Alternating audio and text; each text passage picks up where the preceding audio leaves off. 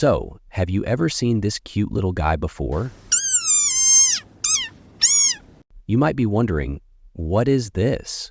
Some kind of egg on legs, perhaps? Wait, play that again. Believe it or not, this is an actual animal. Meet Breviceps namaquensis, a species that belongs to a group of unusual creatures called rain frogs.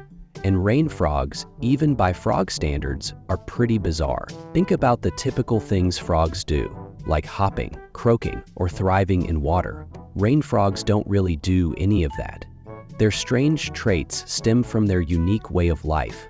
Unlike the aquatic habitats most frogs rely on, rain frogs spend all their time on dry land in southern and eastern Africa. In fact, if placed in water, they can't swim and would drown.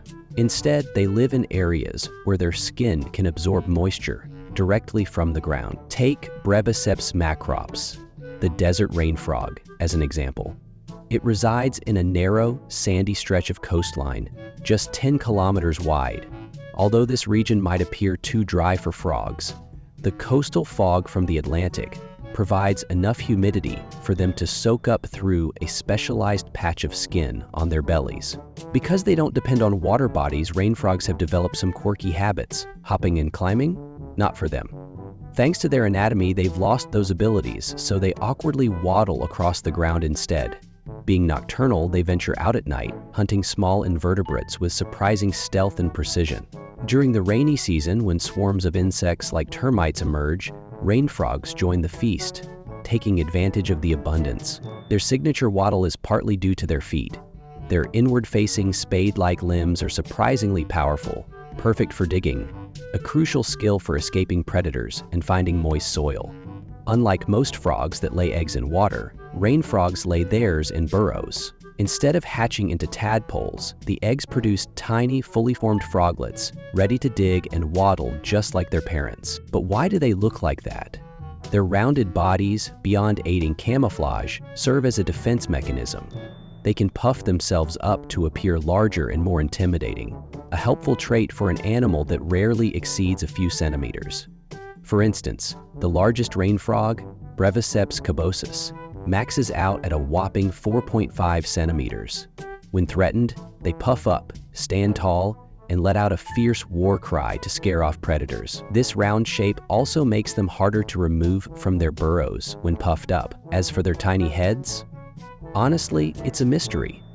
It might help with burrowing, as other digging frogs share this feature, but it could also just be nature's way of making them look even more amusing. Perhaps their comical appearance is an accidental form of protection. Now let's talk about mating, which poses a unique challenge given their unusual anatomy. Frogs usually reproduce via amplexus, where the male clings to the female's back while fertilizing the eggs. But for rain frogs, the females are much larger than the males, making this nearly impossible. If a male tries to climb onto a female, he'll just awkwardly slide down. The solution?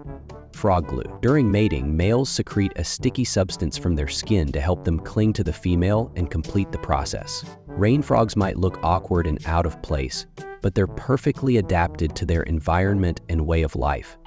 Despite lacking the typical frog traits, they've carved out a unique niche. They may seem silly, but these little creatures are masters of their domain. I'd love to keep talking about this adorable little fella, but there's so little known about these guys. For now, they remain one of nature's quirky mysteries, small, strange, and utterly fascinating.